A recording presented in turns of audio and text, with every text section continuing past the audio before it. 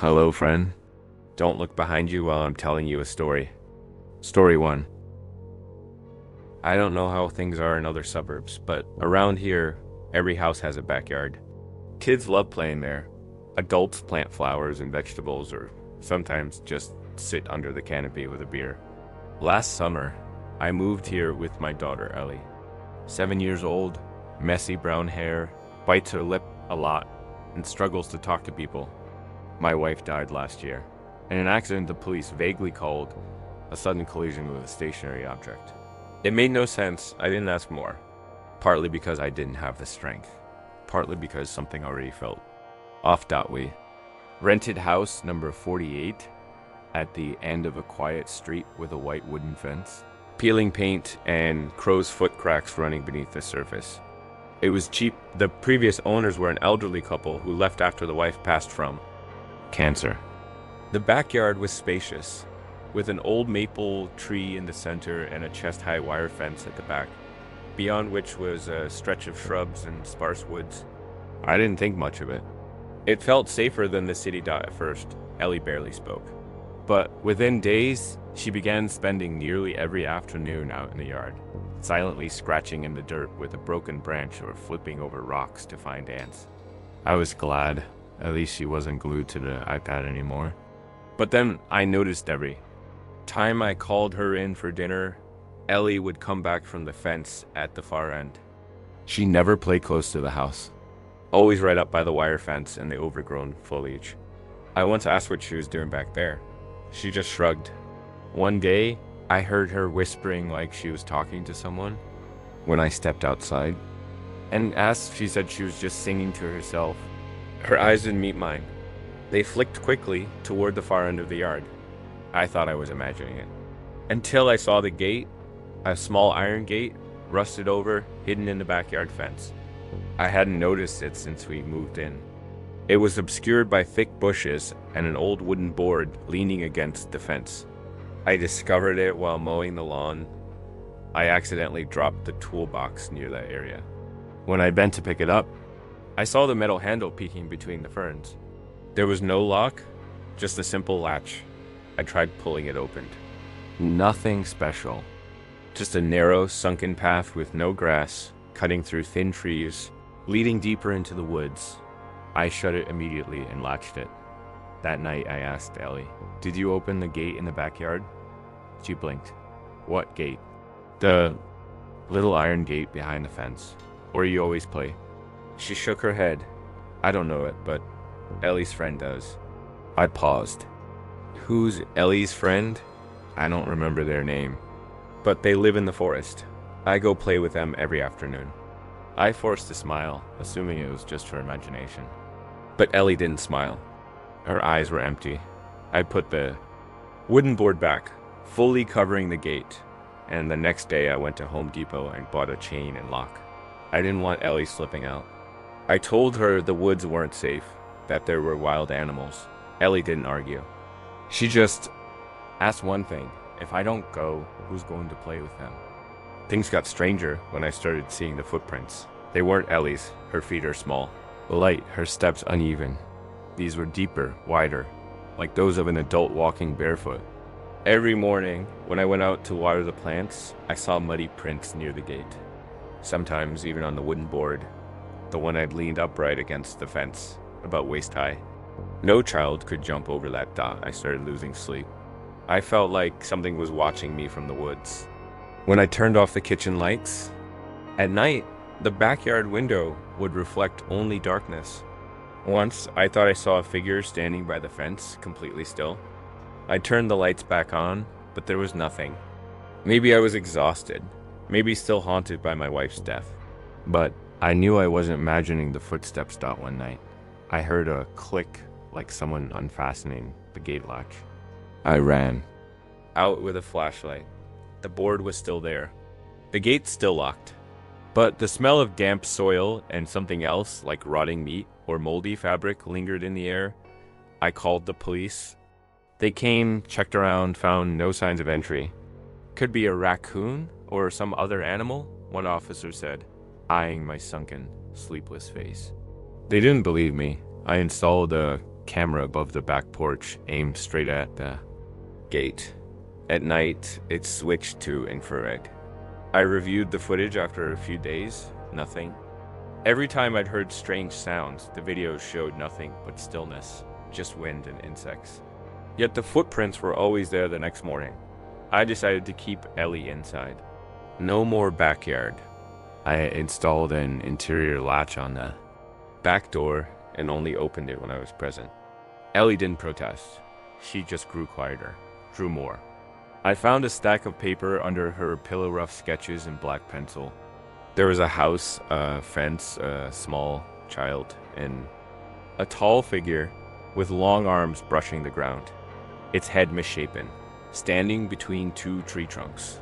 One Saturday morning, I woke up late. The kitchen was empty. Ellie's room was empty.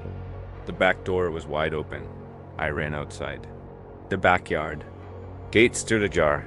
The lock twisted off. The wooden board had fallen to the side. On the ground were tiny footprints. Ellie's leading deep down the path. I shouted her name. No reply. I chased after her. Each step sank into the soft earth. The air grew colder. Birds stopped singing. I had no idea how long I ran. The path gradually widened, opening into a clearing in the forest. A perfect circle, as if scorched. No grass, no trees. In the center was a dry well. I approached. The mouth of the well didn't seem deep, or so I thought. But when I looked down, I saw the eyes. Not Ellie's eyes. This thing had no eyelids. Just two hollow black voids, as if the forest itself was looking back at me from within. I stepped away. No Ellie, nothing else. I screamed her name until my voice cracked. No response. I started crying. I ran home and called the police. They launched a search with dogs and a rescue team. Found nothing, not a trace.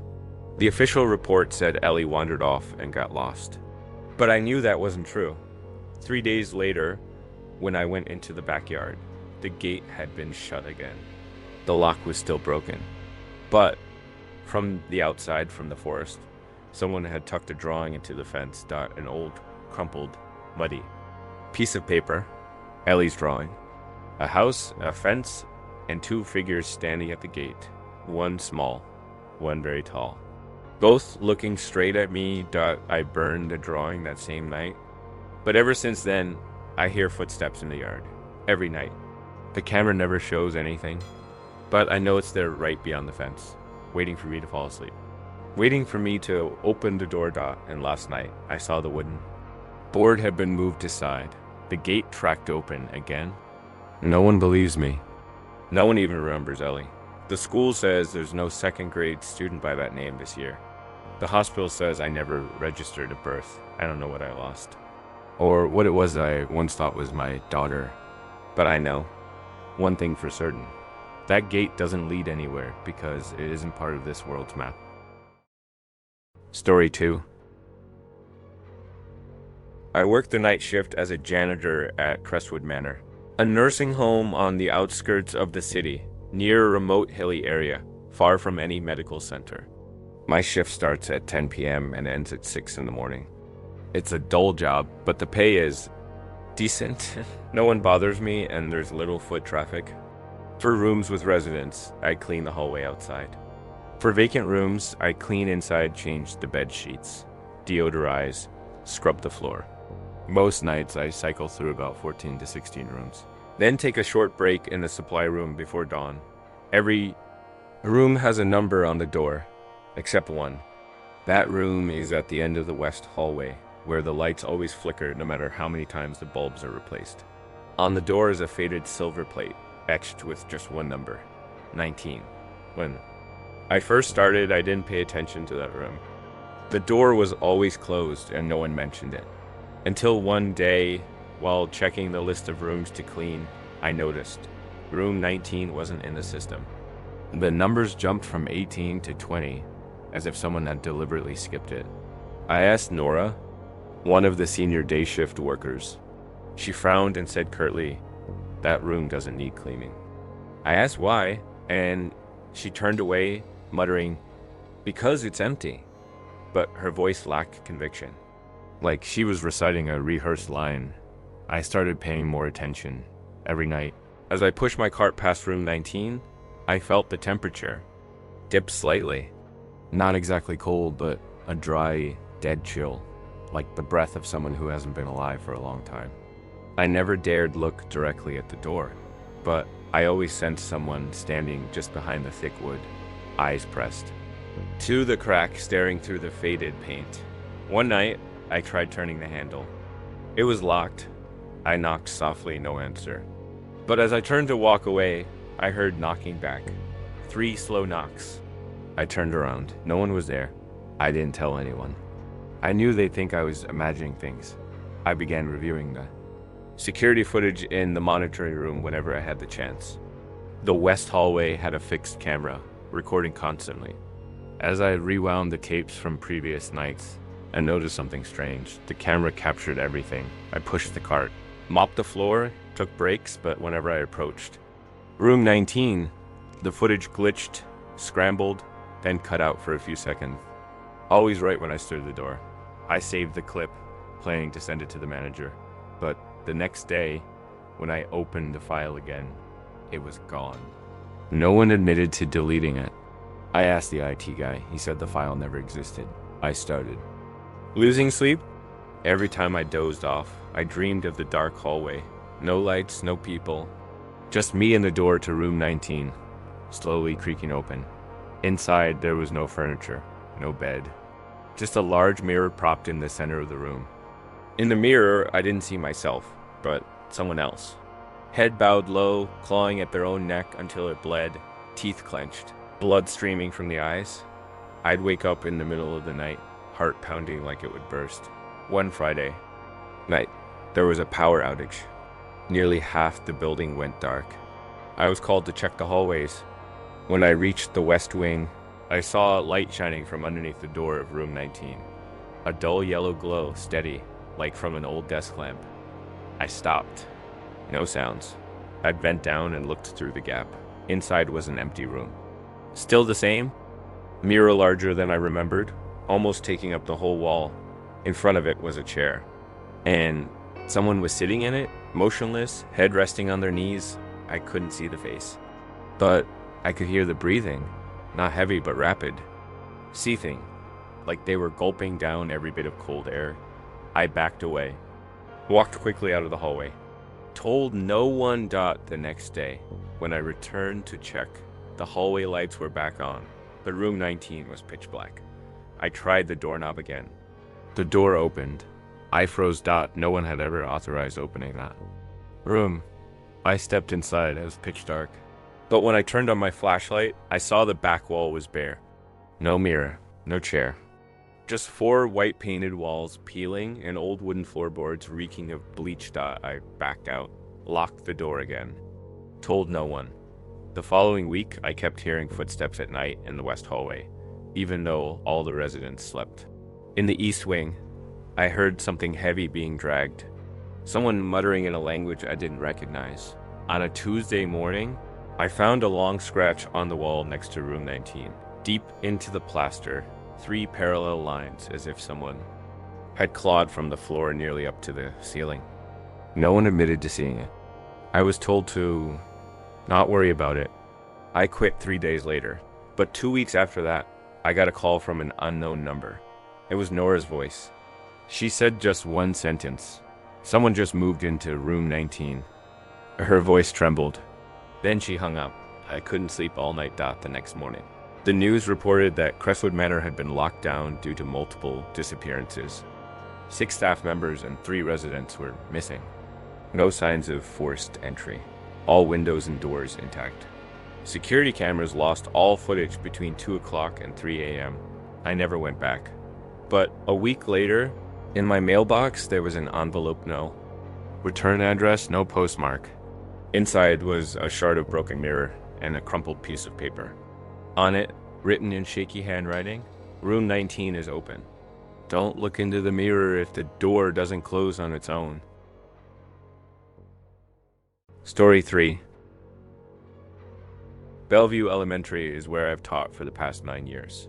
A small school on the outskirts of Parnell, Pennsylvania. Not many students, just enough to fill 7 classrooms. I'm in charge of class 5B. To the parents, I'm seen as a stable, disciplined teacher, and notably, I rarely take sick days. I'm not married. I have no social media. I don't talk about my personal life. The kids don't know where I live, and that makes them behave better. I have a habit. Every new school year, I pick one student to observe more closely than the rest. It's never random. That kid always has something off, too quiet, too smart, or eyes that don't match their age. This year, it was a boy named Jude, 10 years old. He sat in the back of the class, always carrying a small, self-made black leather notebook. In it, he drew. Not childish doodles, but hard, deliberate pencil strokes, detailed shadows, faceless figures, or disturbing scenes like someone peeling off skin, a cat hanging by the neck, or trees growing out of the mouth. Didn't notify the parents. I didn't send the notebook to the principal. I kept it one afternoon after class, hiding it well. The next day, when he asked, I simply said, I didn't see it. I began watching Jude more closely. Every time he drew, I'd glance over his shoulder. One time, I saw he was drawing me, standing behind him with no eyes, but holding a wooden ruler. That night, I dreamed I was standing in an empty classroom. All desks and chairs were flipped over. The whiteboard had been scratched with fingernails until it bled. I heard someone slowly reciting my name, like a chant, like calling a spirit. When I turned around, I saw Jude, but older, hair, covering his face. He was still holding that black leather notebook. I started following Jude's house after school. I didn't call it stalking. I called it understanding a student's developmental environment. He lived in a one-story house with his mother, a woman nearing 40, thin, with a permanent look of exhaustion. No father. No siblings. Jude often sat in the backyard during late afternoons, staring at a dead tree in the middle of the lawn. One Wednesday evening, I rang their doorbell, telling his mother I needed to discuss his academic performance. She seemed puzzled but let me in. In the living room, I noticed a crookedly hung old painting, a hand-drawn portrait of Jude, but the eyes were completely blacked out. When I asked, his mother said he drew it himself, said it's the only way not to be seen. I stayed calm, then asked to use the bathroom. During that time, I rummaged through Jude's backpack looking for his new notebook and found another drawing instead. It was of a room empty, except for one person tied to a chair. The face was slashed through with red ink. On the wall behind them was a sentence. Only when you stop looking will I stop disappearing. I left everything untouched and walked. 2 weeks later, Jude stopped coming to class. No notice of absence. I asked the administration office, and they said his mother had requested a long-term leave due to psychological reasons. No details. No questions asked out, but every day after that, I started receiving small slips of paper shoved under the classroom door. No one ever saw who placed them. Each sheet was drawn in pencil. No words, only images. One I remember most was of me sleeping. In bed, and behind me was a hunched figure sitting still, face obscured. I started losing sleep.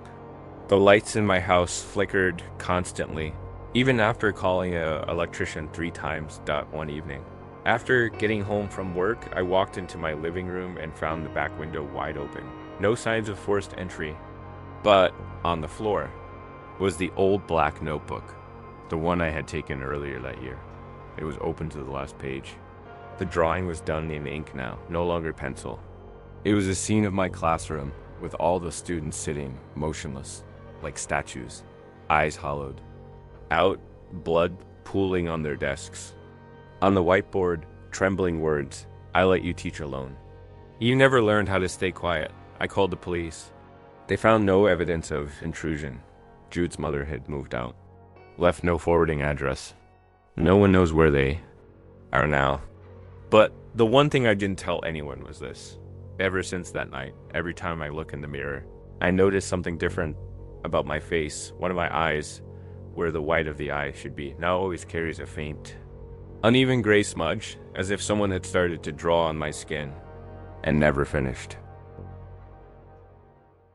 Story 4. I took the night babysitting job after moving to Oregon for my sophomore year of college. It was just a simple part-time gig. Watch over a 5-year-old girl named June for a few hours in the evening while her parents went out for dinner or worked. Late, they lived on Willow Lane, a quiet neighborhood about 15 minutes drive from my school. A row of single-story houses, neatly trimmed lawns, warm yellow lights glowing behind glass windows. The kind of place people believe is perfectly safe. The family hired me through a caregiver app. The mother's name was Meredith, in her mid-30s, blonde hair curled neatly, polite and well-spoken. June was a well-behaved child, quiet but respectful. I came on Fridays and Saturdays each week. From 6 p.m. to midnight dot, the first time I arrived, Meredith gave me a brief tour of the house. Everything was clean with a faint scent of candle wax. She showed me the living room, kitchen, bathroom, and finally June's bedroom. Don't open the last door at the end of the hallway, she said, pointing to a dark brown door, slightly scratched with no nameplate. It's just a storage room. Very messy, I nodded. Didn't ask anything. Because, as she said it, her hand tightened slightly around the doorknob, as if holding her word, and holding something else back from coming out. The first few evenings went by normally. I gave June dinner, read her stories, tucked her into bed at 8. Then I'd sit in the living room reading or doing homework until her parents got back. But by the third week, I started noticing small things. One night, after June was already asleep, I was walking downstairs and heard soft footsteps.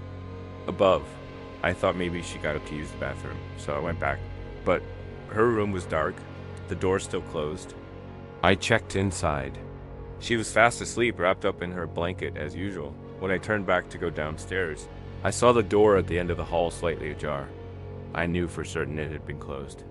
I walked over, about to shut it again, but the moment I touched the doorknob, I heard a faint scratching noise.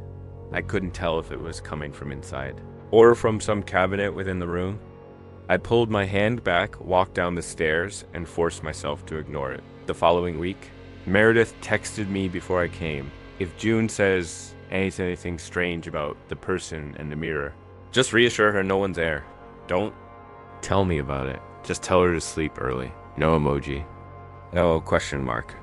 Just flat words, like a command. That night, while I was changing June's bedsheets, she looked at me and whispered softly, "Do you see the person in the mirror?" I froze, but kept my voice calm as I asked her what she meant. June pointed to the small mirror hanging on the wall. "They look like me, but they're not me. They told me to open the door for them." I swallowed hard, pulled the bedsheet up over the mirror, then lied, telling her the mirror was broken and would be taken away. She said nothing more, but right. Before sleeping, she glanced out into the hallway, then turned to me and asked, "If that person comes out of the mirror, would you let them into my room?" I didn't answer. 2 days later, Meredith texted, "Could you come an hour earlier tonight? My husband and I have to leave at 5. I agreed. When I arrived, June was sitting in a corner of the living room coloring with crayons. I glanced at her drawing.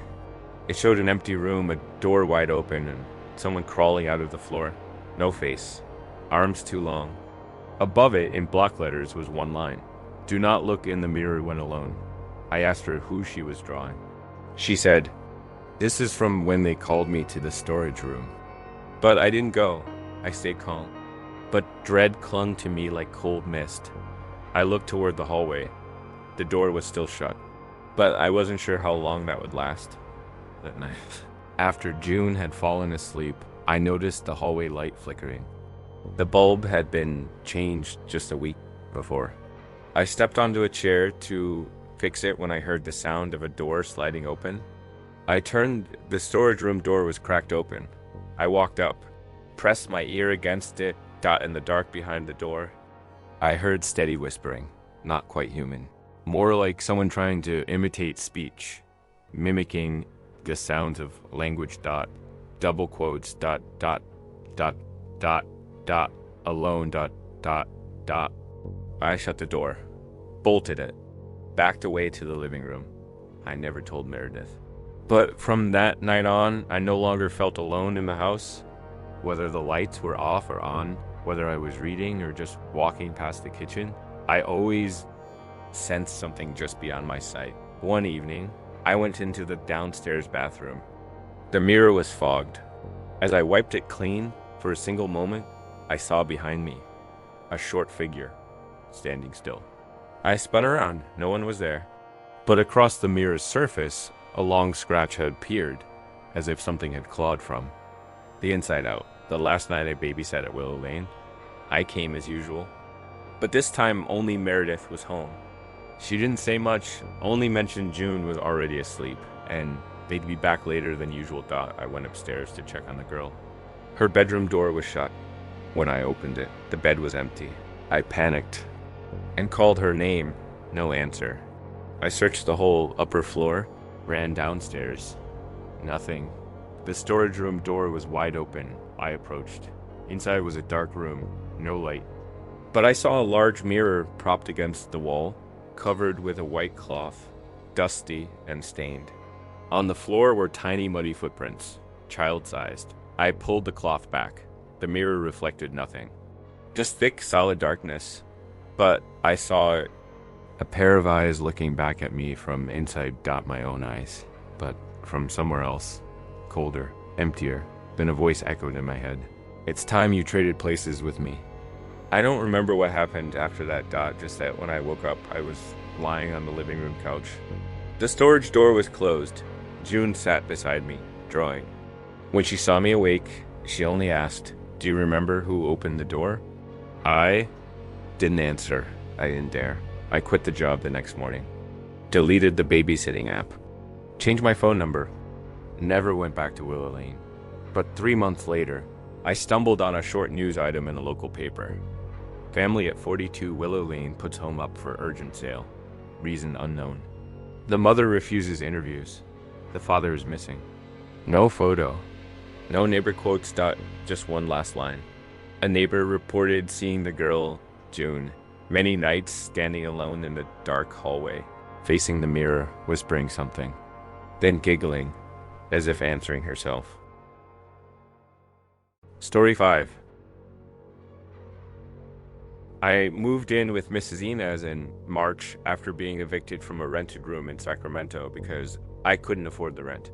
The job was posted on a private forum, looking for someone to stay and care for an elderly woman. Food and lodging included. No medical experience required. Requirement: discretion? I needed a place to sleep, not a lot of questions. And the offer seemed easy. Mrs. Inez lived in a small town called Toloa, 2 hours drive from the city. Her house sat deep in the pine forest. A classic one-story wooden cabin, rusted tin roof, windows always drawn shut. The person who picked me up wasn't Mrs. Inez, but a middle-aged woman. She introduced herself as Teresa, the one handling logistics for the old lady. She said bluntly, "You just need to watch her at night. Don't ask about the past. Don't go into the basement." I thought she was joking, but her face didn't move. Cold, like someone who'd said that line far too many times. Mrs. Inez was around 80. Wrinkled skin, white hair, always wore a sweater even when it was warm. The strange thing was, she didn't speak, not because of illness. I heard her whistle, sigh, mumble faint sounds, but never a single word. Each night, I cleaned her room, brought food, wiped things down. She only stared at me. Her gaze wasn't harmless. It felt like she was judging whether I deserved to exist. The first night, when I went upstairs, I heard a sound like soft whispering from below. I thought it was the wind or wild animals, but no wind hums like that. Long even, like a song being choked. I asked Teresa the next morning. She simply said, "The basement is where things best left forgotten stay." I started noticing. Every night, exactly at 2:30 a.m., Mrs. Inez got out of bed. I knew because I had placed a small camera in her room. I was afraid she might fall. And no one would know, but it was always the same. She opened her eyes, sat up, walked straight into the hallway, and stood in front of the basement door. Didn't go down, didn't say anything, just Stood there, silent, exactly 4 minutes, then returned to bed. I tried to time it. One night, I sat near the basement door, waiting for her.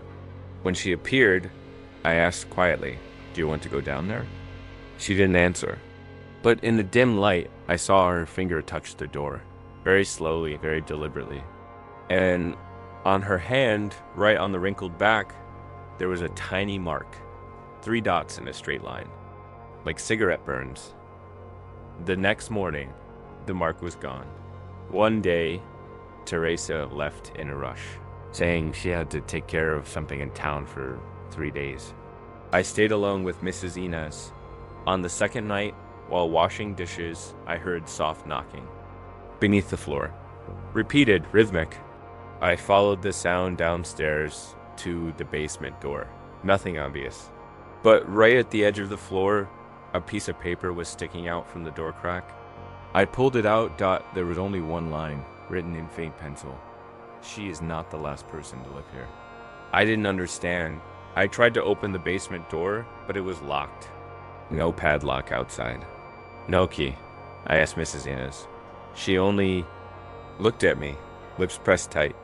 But for the first time, I saw her back tremble slightly.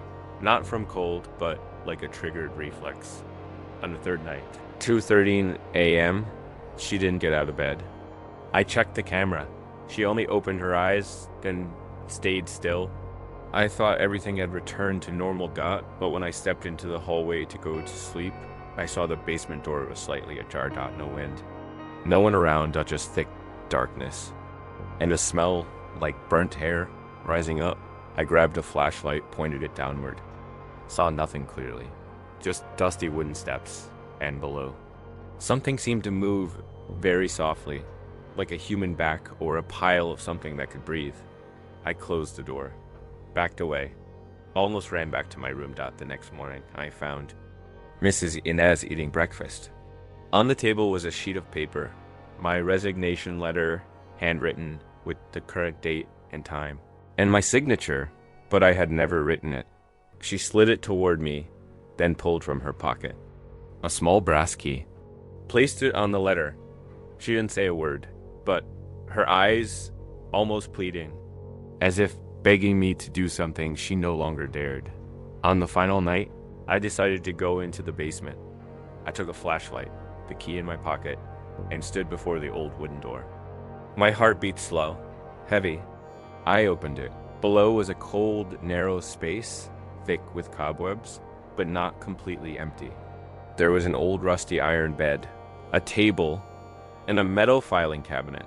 Inside the cabinet were stacks of medical records, listing many names, all with the last name Morales, like Mrs. Inez. A common note, patient unresponsive to speech therapy. Shows signs of rejecting verbal communication. Only responds via gestures.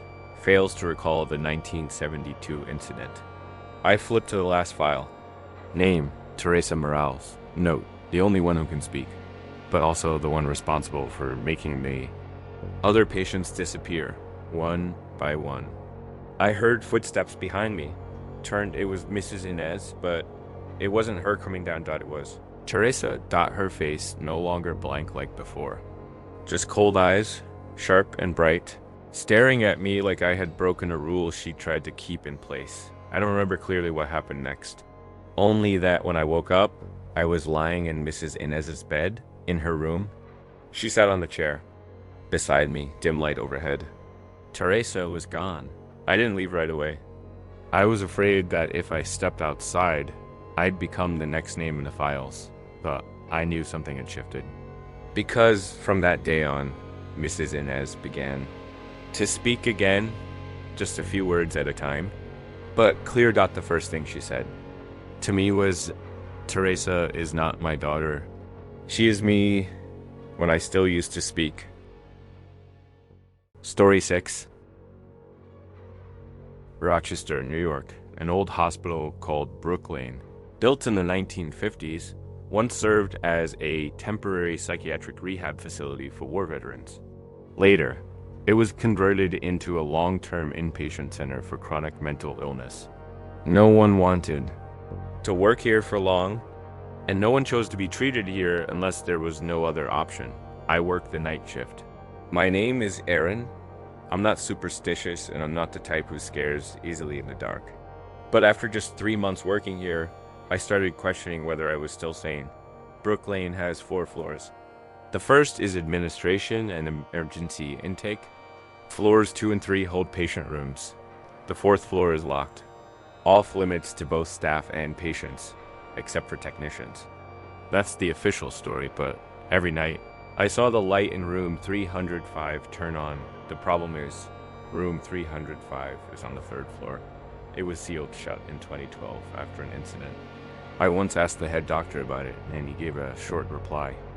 Don't go near it. The walls are too thin, could collapse. But I knew he was lying. I'd stood near that room. The walls weren't cracked. No signs of repair. No official warning notices. Stranger still. Every night, exactly at 1:11 a.m., the light in room 305 would turn on. There's no switch. No one enters. No one leaves. I've looked through the crack in the door. Inside, there's nothing, just an old hospital bed and a window sealed with plywood from the inside. I started watching the security footage. At 1:10 a.m., room dark. At 1:11 a.m., light on, no movement, no figure, just light. Steady. Still. The next week, I was assigned a solo shift due to staffing issues. I didn't say anything. But that night, while reviewing charts, the lights started flickering. Not the entire ward, just one section. The hallway from rooms 300 to 310. When I went to check, everything was dark, except room 305. It was lit, not flickering. A cold white light with a faint blue hue, like old-style LED. Bulbs. But the entire building had switched to fluorescent lighting 2 years ago. I approached. The door was slightly ajar. A damp, sweetish smell like old blood seeped through. I don't know why, but my hand moved on its own and pushed the door down it. Didn't open, but I saw it clearly. Something was inside. Not a person. Not fully human. A shape lying on the bed, covered with a blanket. But the blanket sunk in strange ways, like whatever was underneath was too light, too thin, or had no bones. I stepped back. The door slammed shut. The light went out immediately after. The next morning, I quietly asked an older nurse who'd worked here for over 20 years. She just smiled without speaking, then handed me an old patient file and told me to read it and decide for myself. The file, patient name, Allison Greer, female, 14 years old, admitted in 2012 for extreme catatonia, nearly fully immobile, only blinking and breathing. Final note in the file. Patient suddenly sat up at 1:11 a.m. Repeated one phrase continuously. I don't want to go back there. I saw its hand, then fell completely unresponsive. Deceased 3 hours later. I shivered. Date of death, April 14th, 2012. Same day the electrical system for rooms 300 to 310 was isolated from the rest of the hospital. But the strangest part was the patient photo. In it, the girl is lying down, eyes open, pupils rolled back completely white. But on her right hand is a faint tattoo, a half-open door with a single eye staring from within. After that night, started noticing other odd things. In the shift log, someone kept writing my name under room 305 patient care, even though I never did. In the med tray, there was always one loose pill, not matching any medication, stocked in the hospital. Whenever I was near room 305's hallway, my blood pressure dropped. My palms went cold.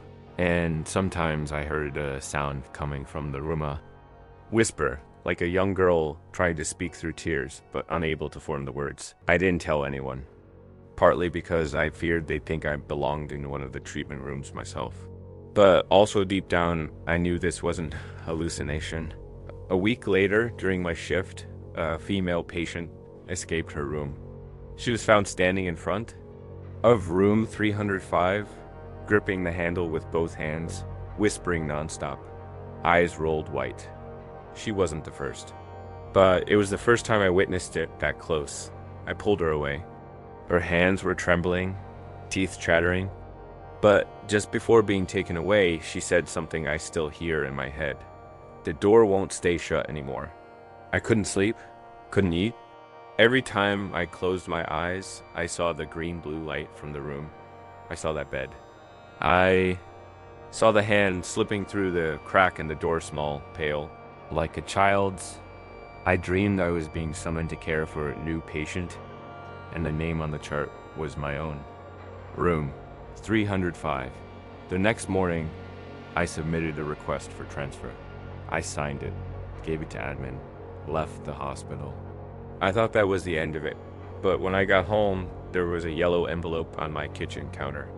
No one knew I had moved. No one knew where I lived inside. A photograph. Room 305, taken from the window. In the photo, someone was standing inside. The lights were on. That figure was facing the glass, looking straight out. It took me a few seconds to recognize that person was me. Story 7. Brian was an ordinary high school student in a small town called Ashfield, Oregon. He lived with his mother, a woman who worked as a janitor at a nursing home in the suburbs, and his stepfather, a gruff, quiet man who drank often. They stayed in a rundown rental house with a leaky roof and no reliable heating, but Brian never complained. He was the quiet type, average at school, had no close friends. No one hated him, but no one remembered him either. Everything changed on a Monday morning. Brian brought to class an old wristwatch, its glass scratched and leather strap frayed at the edges. Strangely, everyone noticed it. The teacher asked where he got it. A girl in class, someone who had never spoken to him before, asked if he wanted to trade it for a brand new pair of wireless earbuds. All the attention zeroed in on the watch. But really, it was far too ordinary to draw that kind of attention. He lied, saying he found it in the trash behind his house.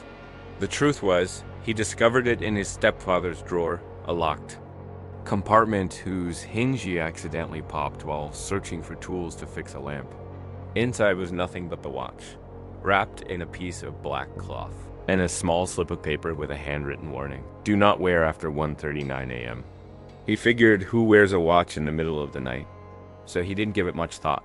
That night he wore it to bed, and for the first time in months, he didn't dream of his stepfather yelling at his mother.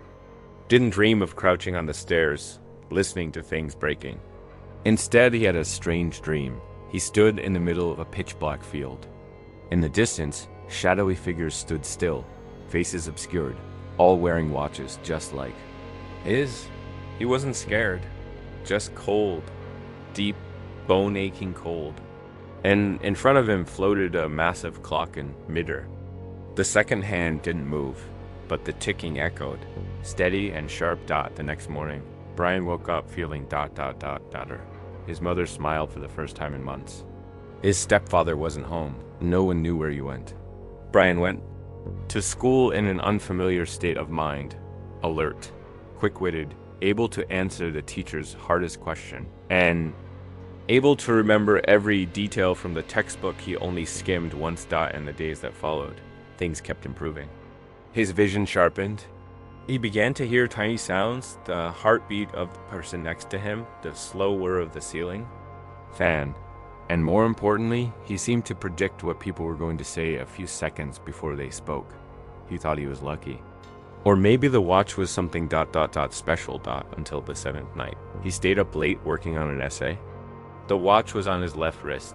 He had forgotten the warning written on that old note. When he looked up and glanced at the watch, it read 1:42 a.m. Instantly, a sharp pain shot through the back of his neck like an iron hook yanking a nerve backward. All sound vanished, as though he had been sealed inside the glass jar. Outside the window, the wind stopped. Everything froze. On the wall, his shadow moved. It wasn't following his own motion. He was sitting still, but the shadow slowly turned its head to look at him. Brian stood up. But in the mirror, the reflection didn't move. It just stood there, blurry, smiling. A smile without lips. Just 2 rows of rotting black teeth and bruised purple gums. He ripped the watch off. The ticking stopped immediately. He fell asleep without realizing it. After that night, the watch changed. The hour hand began to drift, not just in time, but in space. When Brian looked at it, the hands didn't just rotate. They spiraled slightly, as if pointing toward a place that didn't exist in any known dimension. And in the following nights, the dream returned. This time, the figures came closer. He saw their faces, all identical, hollow eyes, mouths open in silence, each with blood trickling from their ears. On their wrists, every watch pointed to the same time, 1:39. He tried to throw the watch away, down the drain, into the fireplace, buried it behind the house. But each morning, it sat right there on his desk, as if it had never left. And now, even when he didn't wear it, he could hear the ticking in his head. On November 12th, he left a letter for his mother and ran away. Took a cross-state bus to Idaho, rented a motel under a fake name, and sat there counting the hours, waiting to see if the watch would stop. It didn't that night. When the motel clock read 1:39 a.m., the lights went out. But not just in his room. The entire building, then the whole block. His phone lost signal. All sounds outside faded away. And then he saw the light under the door, a cold, piercing blue light. Like the glow from the watch face, someone or something was standing behind the door. It didn't knock, didn't speak, just stood there. The lights flickered one last time. He opened his eyes and found himself standing in the black field again, the massive floating clock above. Him had stopped ticking. All the shadowy figures surrounded him, facing him. Each wore a watch, and every single one pointed to the exact same time, 1:39. Story 8. Glassmere High School sat on the outskirts of the Southville, Arkansas. The main building was made of red brick with 3 classroom wings, a gymnasium, and an old library that was always locked at night. The campus was small, sparsely lined with trees. Nothing remarkable in it. You knew about the disappearance of 3 students in 2019. Their names weren't engraved anywhere. No memorial, no news coverage. No one ever brought it up. Just a persistent rumor that had lingered for years that all 3 had once been students of Miss Mayfield, the 11th grade literature teacher who resigned right after the incident and never gave a reason. I'm Emily, an education intern. That year, I was 23, assigned to assist a teacher at Glassmere for 6 weeks. I knew nothing about the school's past, not until I found the recorder. It was in the bottom drawer of the teacher's desk in classroom C4. The room one was assigned to assist in. No one had used the room in a long time. The chalkboard was dusty, the student chairs scattered, some scratched with names using sharp objects. The drawer wasn't locked. Inside, aside from an old lesson planner, was a handheld Olympus voice recorder, the older kind that used batteries. The recorder still had power, but there was only one audio file saved. No title.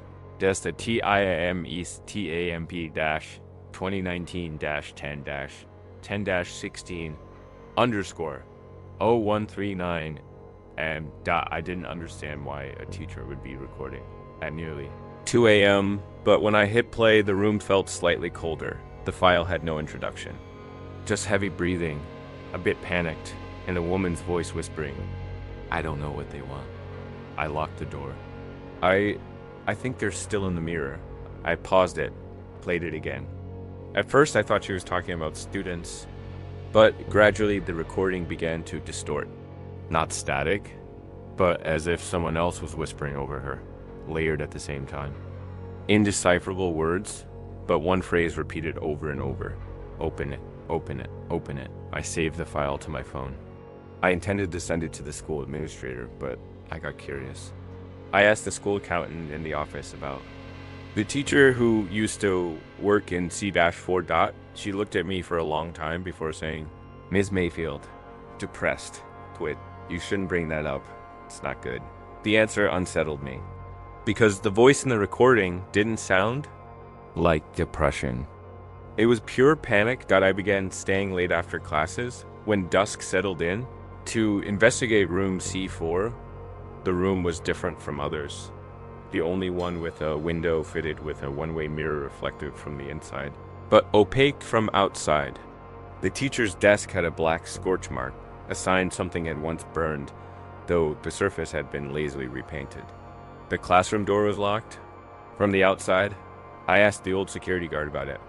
He simply said, "That door is locked that way to keep something in, not to keep people out." That answer replayed in my mind all night. When I listened to the recording again in my apartment, I noticed something no one had mentioned in. The final part of the recording, Miss Mayfield whispered, "I did it wrong. I made them right. I made them imagine." Then her voice rose sharply, like she was speaking to herself.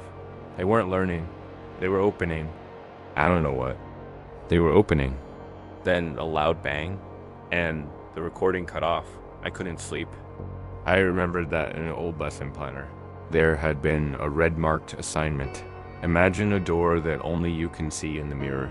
Write what happens if you open it. I returned to school the next morning, flipped through the old planner, and yes, there were 3 essays. Handwritten, ink-smudged, messy lettering. No names, but all 3 started with nearly identical lines. I didn't mean to open it. But in the mirror, I saw it open on its own. The first essay ended with a description of the narrator seeing themselves, without eyes standing on the other side of the door. The second talked about a voice that wouldn't leave their head, even when the mirror was gone. The last one, just a single line at the end. The teacher said to write it. I didn't know it would be real. That night, I returned to room C4 alone. I wanted to see, just to be sure this was all the imagination of an unstable teacher. I stood in front of the mirror. Nothing. The mirror reflected the room. Empty. I was the only one there. I suddenly remembered. The recording was made at 1:39 a.m. I decided to wait. I sat in the classroom, alone. The lights were dim. I stared. At the mirror, eyes burning from tension. 1:37, 1 minute 38 seconds, and 1 millisecond 39 in the mirror. The classroom door slowly opened but behind me, nothing happened. I turned around. The door was still shut, but in the mirror, it was wide open, and something was standing there, small, thin, hair dragging on the floor. Pale skin, no face. Its hands trembled, but the fingers kept tapping lightly on the edge of a desk, the exact rhythm from the end of the recording. I stood up, tried to run out, but my legs wouldn't move. My face no longer reflected in the mirror. I saw only Ms. Mayfield sitting in my seat, holding the recorder, blood dripping from her mouth, whispering endlessly. I did it wrong. I already opened it. You can't write it back. The last thing I saw was her, crawling out of the mirror. Story 9. My name is Caleb, a temporary technician assigned to work at an old, decommissioned power plant on the outskirts of Bakersfield, California. It's called Marlin Point, built in the 1970s, once supplying power to over 500,000 people in the region, but after a mysterious toxic gas leak in 2002, the plant was sealed off. No one dared to go near it. That is until last year, when a private company won the bid to restore the area. They hired teams of specialists, engineers, and people like me, those who had no other choice but to take a dangerous job with a paycheck so generous. It felt wrong. I was assigned to maintain the electronic systems in the underground section zone. B12. According to the files, it was a temporary storage area for thermal processors and monitoring devices. But strangely, none of the blueprints included B12. It was located beneath B11, accessed only by a rusted private elevator, and could only be reached using a nameless metal keycard. I wasn't the only one curious, but when I asked the supervisor, he simply said, "You just need to go down there and check the system lights, don't touch anything else. Everything down there has been off for a long time."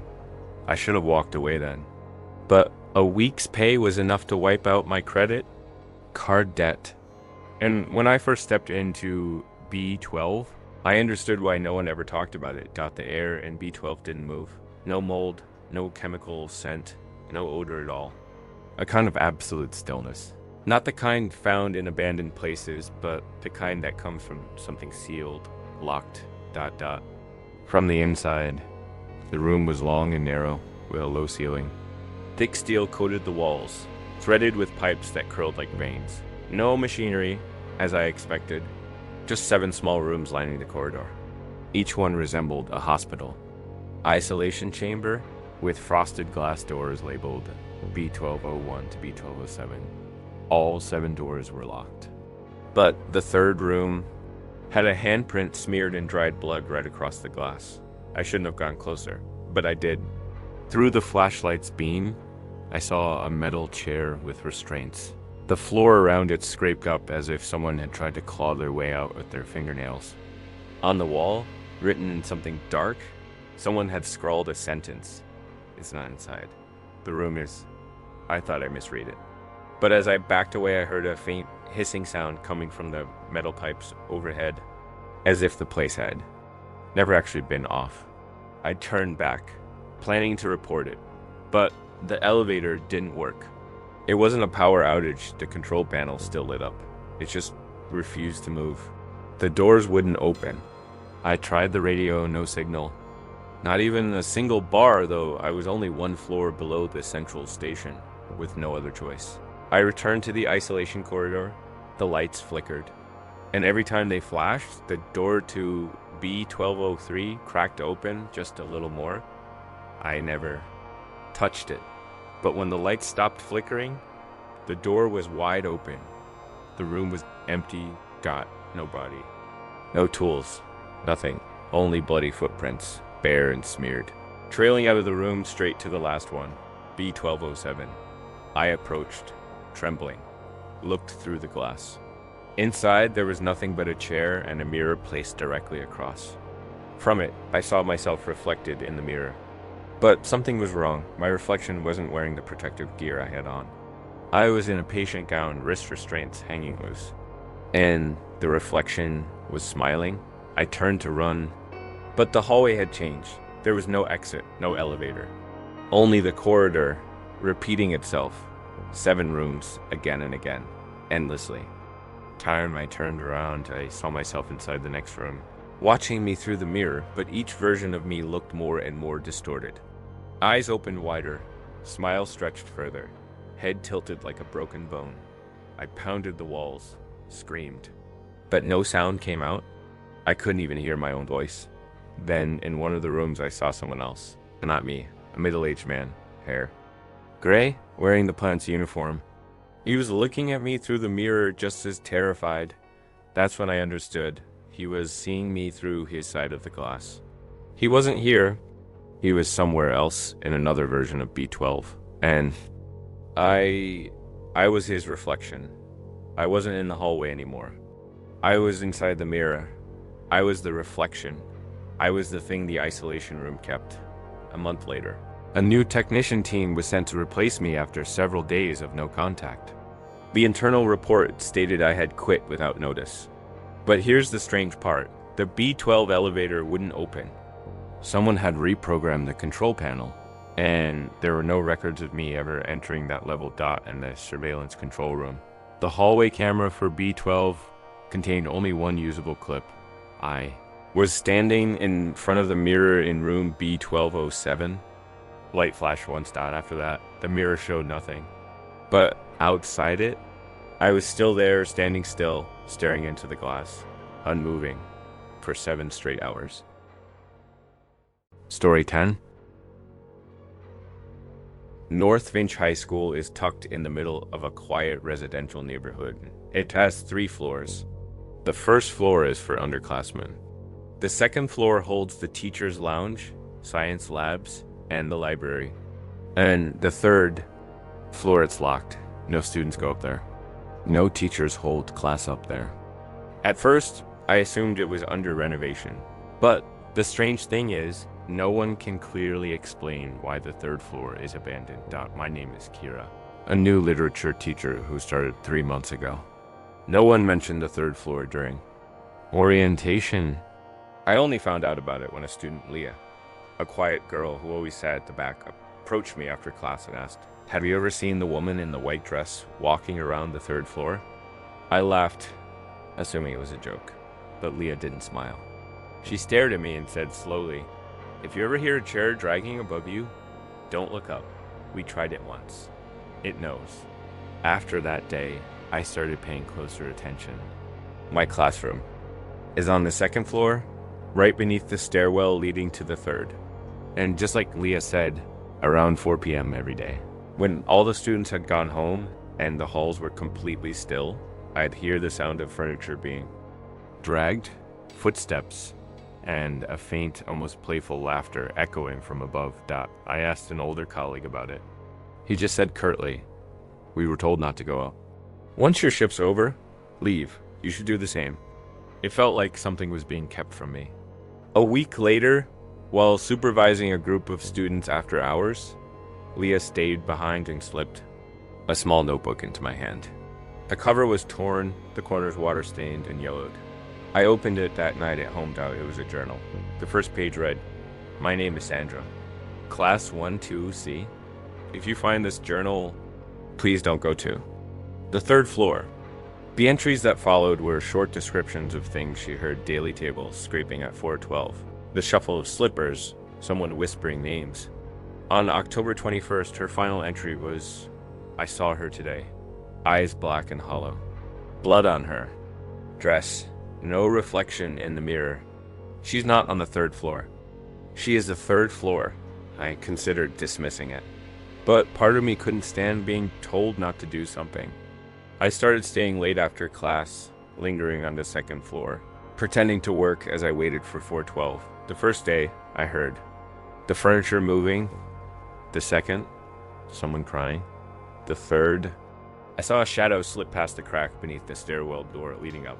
Long, thin, gliding silently, without footsteps. I decided to place a small camera just outside the stairway to the third floor, hidden in my supply box. It only recorded 15 seconds each time it detected motion.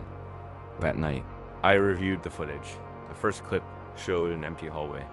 In the next, a pale white arm extended from the far corner, reaching out to touch the railing.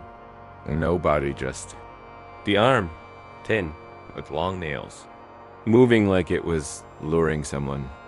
Upward.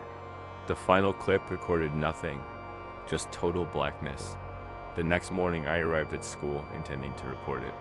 But as soon as I entered the office, I saw a crowd gathered around the bulletin board, staring at a black and white notice. Missing. Student, Leah, Class 1-1C. If you have any information, please contact the school immediately. I froze. I was the last person to see her. I ran to the security room and asked the guard to pull the hallway. Footage from the day before. There was nothing. No.